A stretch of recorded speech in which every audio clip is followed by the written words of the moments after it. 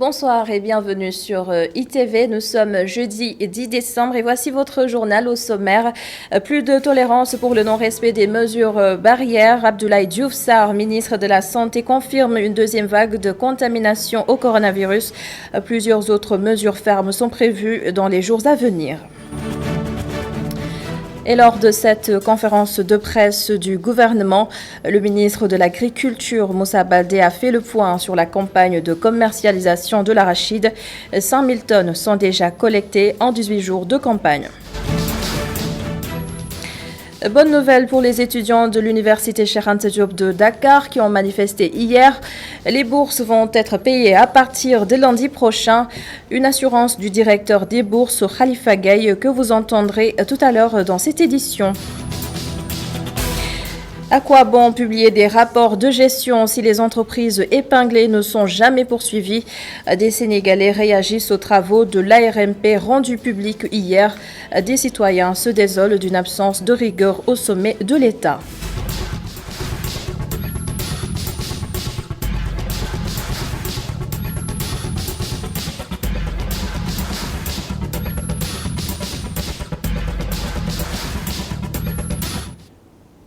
Et nous y sommes. Le Sénégal vit une deuxième vague de contamination au coronavirus. Le ministre de la Santé l'a affirmé aujourd'hui avec certitude lors de la conférence de presse du gouvernement, la deuxième d'ailleurs. Plus de tolérance pour le non-respect des mesures barrières. Abdoulaye Diouf Sarr, les détails avec notre reporter qui était présent ce matin, Boubacar Dieng. Les cas de contamination communautaire montent en flèche. Le bilan pousse le ministre de la Santé et de l'Action sociale à se rendre à l'évidence. Deuxième vague, oui ou non, je crois qu'il faut se rendre à l'évidence, le constater pour l'accepter. Pourquoi? Parce que à la 45e semaine de la gestion de la pandémie, cette courbe qu'on a vue effectivement se tasser sur un plancher a un tout petit peu frémi. Je crois qu'à ce niveau-là, il n'y avait plus d'équivoque. Il fallait se rendre à l'évidence et se dire que ce qui se passe est une situation nouvelle comparativement à la perspective baissière qu'on a connue. Il y a eu donc une nouvelle situation qui se présente à nous. Sur ce, la tolérance zéro est de mise sur le respect des mesures barrières. Par rapport aux mesures en perspective, nous ne pouvons plus économiser de tolérance sur ces mesures barrières. Il est important que le portage communautaire de ces mesures barrières, mais la surveillance dans la mise en œuvre et dans l'application de ces mesures barrières soit de mise. Voilà donc l'élément essentiel de la stratégie. Concernant la polémique sur le choix que le Sénégal aurait porté sur Moderna comme vaccin, Diouf Sarr éclaire la lanterne. Le vaccin que nous allons choisir, dans ce cadre-là, sera le vaccin qui sera homologué par l'Organisation mondiale de la santé. Ce qu'il faut retenir, c'est que le Sénégal est dans ce qu'on appelle l'initiative COVAX. L'initiative COVAX, c'est 170 pays qui se sont constitués en alliance pour saisir toutes les opportunités du vaccin futur. Avec en lead de l'OMS, avec Gavi, qui est notre partenaire en matière de vaccination, même dans le PV, avec l'UNICEF et avec 170 pays. Et le Sénégal fait partie de cette initiative COVAX, de cette alliance. Le mystère semble toujours régner sur l'origine de la maladie qui a touché 1 millier de pêcheurs. Le ministre de la Santé et de l'Action sociale assure que les recherches se poursuivent. Le centre de recherche sur les produits halieutiques établi à Nantes est saisi pour préciser un certain nombre de choses. Tout de même, il n'y a pas de cas secondaires. L'Assemblée nationale a été touchée par le coronavirus et l'hémicycle n'avait pas de dispositif spécial. Désormais, les plénières se font à huis clos et le ministre de la Santé, Abdoulaye Diouf Sarr, invite les parlementaires qui le souhaitent à aller faire le test.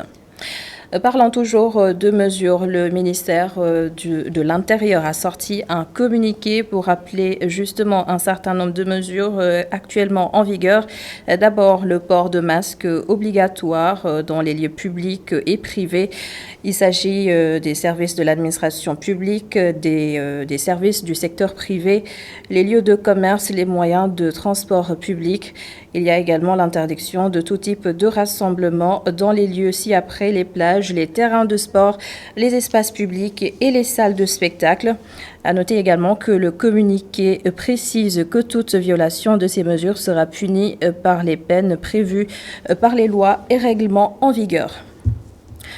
Toujours sur cette conférence de presse du gouvernement, au moins 5000 tonnes d'arachides ont été collectées en 18 jours de campagne de commercialisation.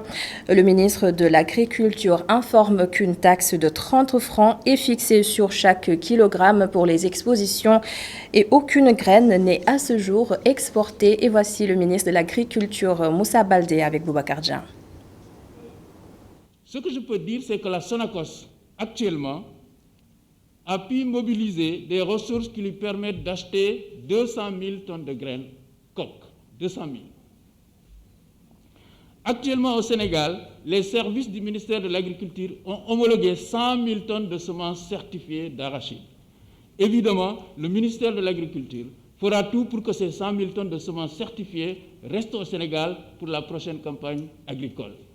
Et d'ailleurs, je précise qu'il est interdit de vendre les semences certifiées aux huiliers ou à des exportateurs. C'est interdit.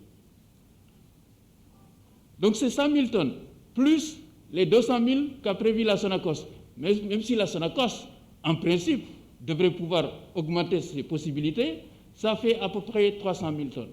Je signale que si on se fie aux statistiques des 3 dernières années, la collecte officielle est environ 40% à 50% de la production totale. Et si on prend 40% à 50% de 900 000 tonnes et de 1 800 000 tonnes, on se retrouve entre 700 000 et 900 000 tonnes. Donc on devrait cette année avoir une collecte officielle qui se situe entre 700 000 et 900 000 tonnes. Ça veut dire quoi? Ça veut dire qu'il y a de la place pour les exportations. Et ces exportations, nous allons les suivre. Et comme l'année dernière, lorsqu'elles avaient atteint 400 000 tonnes, nous les avions arrêtées. Cette année, nous allons les suivre pour que lorsqu'elles atteignent au moins 200 000 à 300 000 tonnes, qu'on puisse faire le point et savoir si cela compromet ou non le capital semencier du Sénégal ou la viabilité des sociétés d'huile au Sénégal. C'est l'entité de ce jeudi au lendemain des affrontements entre étudiants de l'UQAD des forces de l'ordre. Le directeur des bourses annonce le paiement des mensualités dès lundi prochain. Khalifa Gaye était l'invité de Kenwas Kanui sur ITV. Il a regretté ces événements assez violents. Je vous propose de l'écouter. Oui, par la sortie de ces étudiants réclamant vraiment des bourses et pour lesquels d'ailleurs ils étaient bien informés du début des paiements vers le 10. Bon, là c'est vrai que c'était trop vague. Mais je pense qu'il devrait au moins faire un préavis pour que les gens puissent se préparer et donner les informations nécessaires. Mais bon, heureusement que c'est bien passé après des échanges. Nous avons sorti le communiqué précisant la date exacte des paiements qui sont prévus en fait le lundi 14 à partir de 8h. Vraiment, c'est quelque chose qui ne devrait pas arriver, mais malheureusement qui est arrivé. C'était une incompréhension parce que depuis le 20 novembre, nous avions fini de travailler sur les états de paiement qui étaient d'ailleurs à la possession des étudiants depuis le 26, le jeudi 26. Entre état de paiement et paiement aussi, il y a une différence. Il fallait maintenant fixer une date de paiement qui ne dépendait pas non seulement de nous, mais d'un non-processus en fait pour le traitement des dossiers. Leur sortie c'était hier jeudi. J'ai eu quelques délégués d'étudiants le mardi soir, et il était précisé qu'il allait sortir, que le paiement allait commencer vers le vendredi. Donc parce que nous c'est ce qu'on pensait quand on avait estimé le temps que devait faire la transition des dossiers dans les différents services.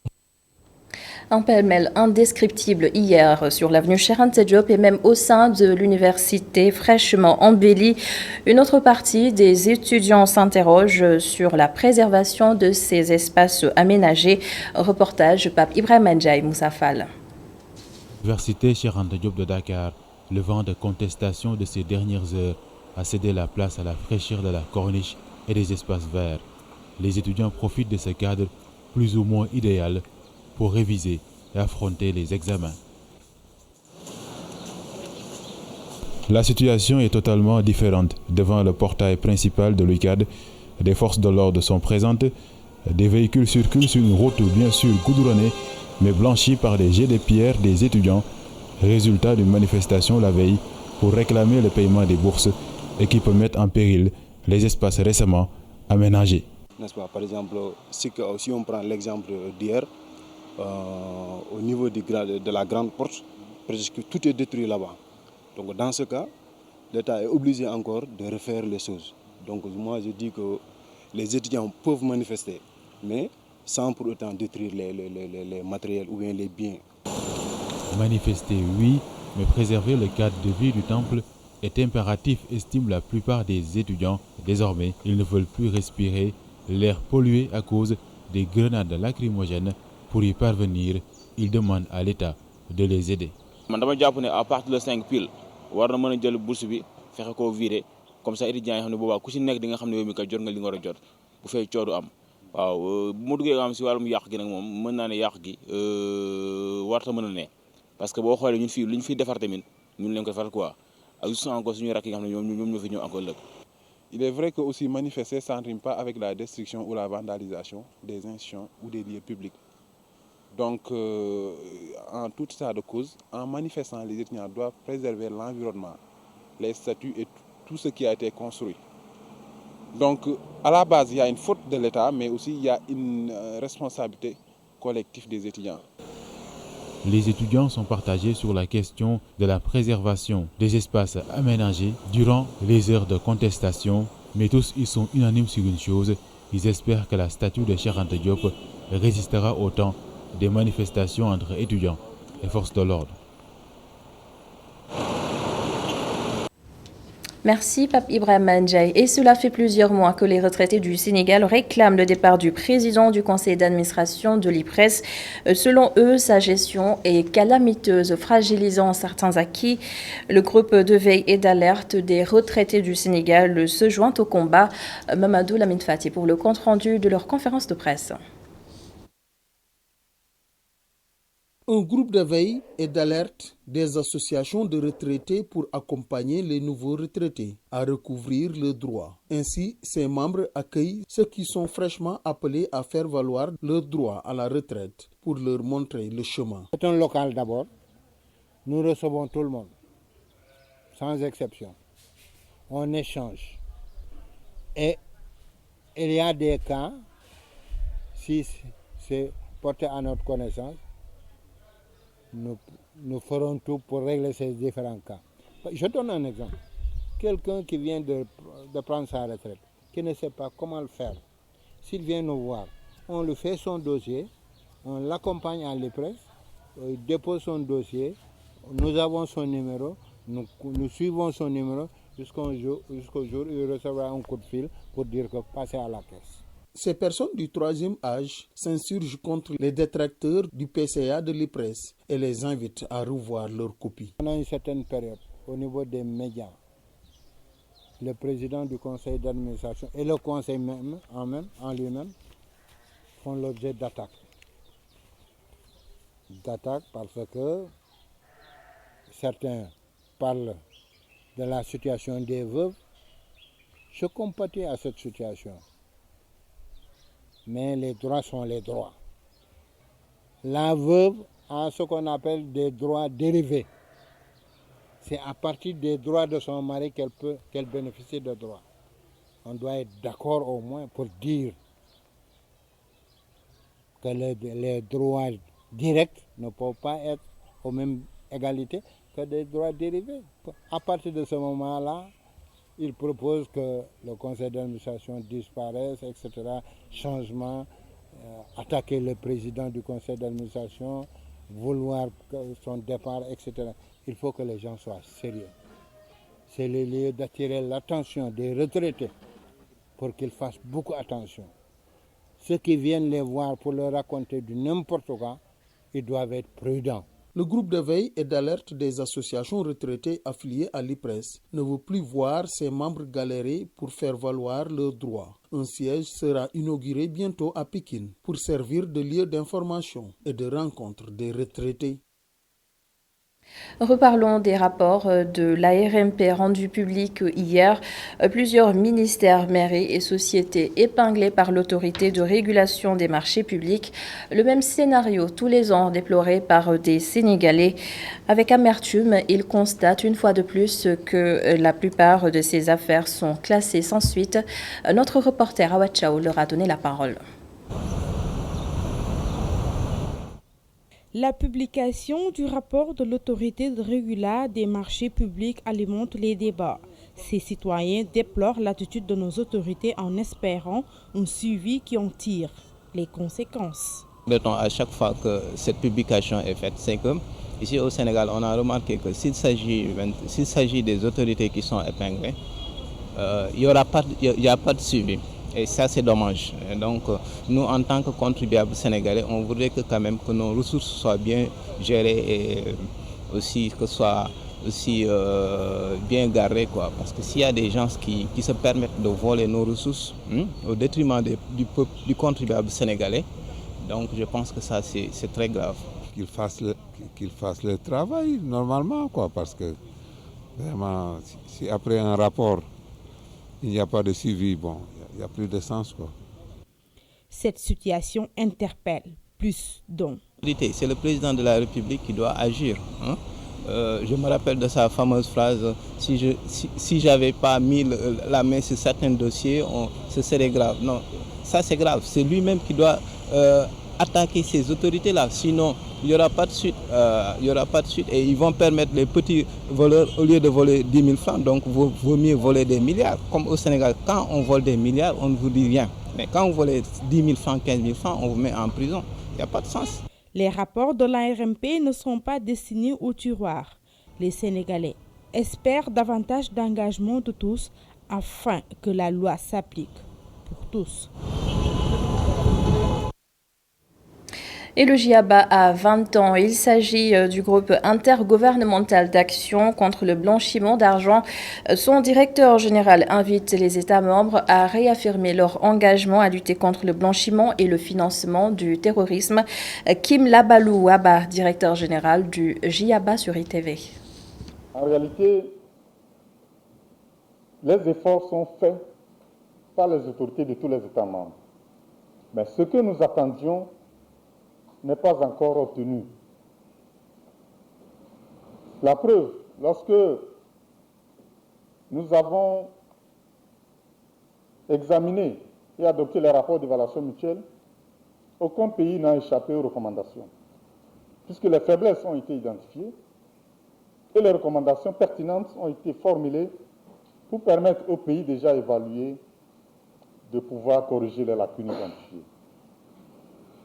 C'est parce que nos attentes ne sont pas totalement comblées que nous pensons qu'il faut réaffirmer la volonté politique pour pouvoir agir, prendre des mesures de lutte contre le blanchiment de capitaux et le financement du terrorisme.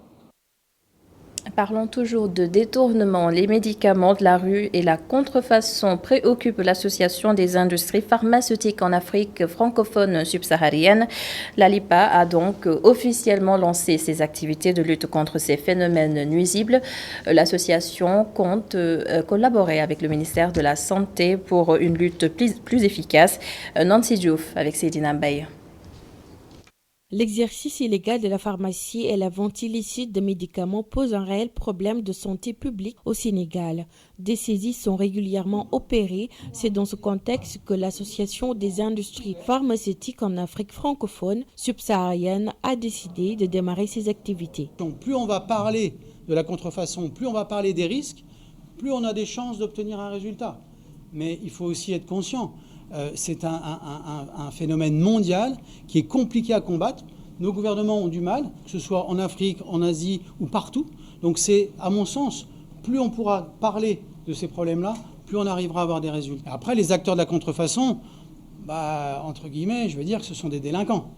À partir de là, des gens qui veulent construire des choses sans respecter les règles de fabrication, les règles d'éthique, pour moi, on s'inscrit en marge de la société. Parce que derrière un médicament contrefait, c'est un risque pour la personne qui va le prendre. C'est un risque pour l'enfant qui va tomber dessus.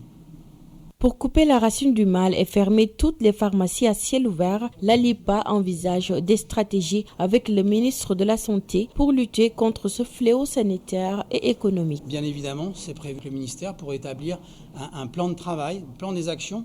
On ne pourra pas tout faire, mais l'idée c'est de cibler ensemble avec les différents adhérents les meilleures actions. Mais ce sera fait, c'est une des priorités.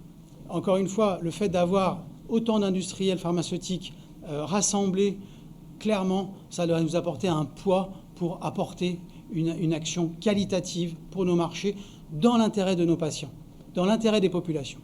L'usage de faux médicaments entraîne près de 100 000 décès par an en Afrique, selon l'Organisation mondiale de la santé.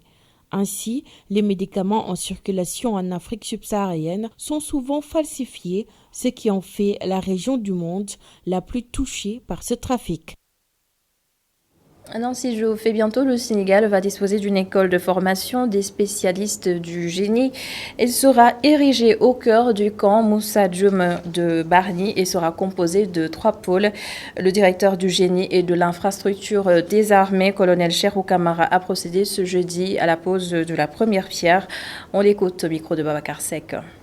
École qui, in fine, aura 3 pôles. Un pôle de formation tactique, un pôle pour le centre de formation technique et un pôle pour le centre de formation de déminage humanitaire. Ce qui s'y ajoute, qui est la nouveauté, c'est l'école d'application du génie qui prendra désormais en compte la formation des officiers du génie militaire sénégalais. Le coût est assez élevé parce que c'est un ensemble en réalité. Alors, vous savez que le génie militaire, dans l'histoire, si vous connaissez bien l'histoire du Sénégal, l'armée sénégalaise, et quand vous entendez le concept armée-nation, le pilier du concept armée-nation, c'est le génie militaire sénégalais. Donc au début des indépendances, c'est le génie militaire sénégalais qui a eu à faire tous les ouvrages d'art et toutes les grandes routes et pistes dans le Sénégal. Donc c'est ce qu'on veut perpétrer et on a la confiance de nos hautes autorités pour redonner ces capacités au génie militaire sénégalais pour prendre en compte une partie du développement du Sénégal. C'était donc la cérémonie de la pose de la première pierre de la future école de formation des spécialistes du génie. Et dans le reste de l'actualité, une aubaine pour les usagers de la VDN. Les autoponts de la cité Keur Gorgui et Saint-Lazare sont désormais ouverts à la circulation. Les automobilistes applaudissent et parlent d'une bouffée d'air frais. Reportage Aïssatou Diak. Ibrahima tient un chariot à café au niveau du rond-point de la cité Keur Gorgui. En cas de mouvement d'humeur comme la manifestation des étudiants de l'université Cheikh Anta Diop, l'autopont est paralysé. Vraiment c'est bon, le programme il commence bien, encore il passe bien, mais la circulation depuis hier a augmenté un peu plus qu'avant. Mais même aujourd'hui, il y a beaucoup de circulation, mais je comprends qu'il y a des problèmes dans l'université là-bas. C'est pour cela que la circulation il est trop aujourd'hui. Mais en tout cas, le programme il est bien passé. Peut-être le travail ici sera diminué cette trafic. En tout cas, les travaux, c'est bon. Et encore, peut-être les travaux, il sera diminué les embouteillages. L'autopont situé à hauteur du cimetière Saint-Lazare fluidifie la circulation, selon ce riverain. Trop bien, c'est très bien parce que ça permet d'avoir une meilleure circulation et puis il y a beaucoup plus d'espace, voilà. Très joli à voir et puis il paraît qu'il y aura un parcours et ça fera bon à vivre, quoi, voilà. Il y a beaucoup plus de fluidité et puis voilà, j'ai l'impression, je ne conduis pas, je n'ai pas de voiture, mais j'ai l'impression que les voitures circulent assez mieux maintenant, là. Ce monsieur apprécie la réalisation de cette infrastructure, mais estime qu'elle ne pourra pas régler le problème des embouteillages. Waaw situation moom mu ngi nii Rien n'a changé, il y a toujours des embouteillages. Moi je pensais que cette infrastructure allait tout changer, mais rien. Peut-être c'est au niveau de la construction, peut-être aussi que la situation va changer un jour.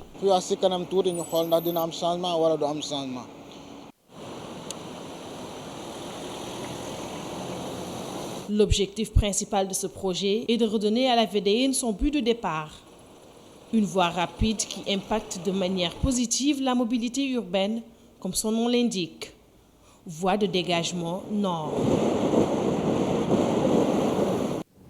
Et voici quelques notes de sport. Comme en 2019, l'équipe du Sénégal va boucler l'année 2020 à la première place africaine du classement FIFA qui a publié ce jeudi l'édition de décembre.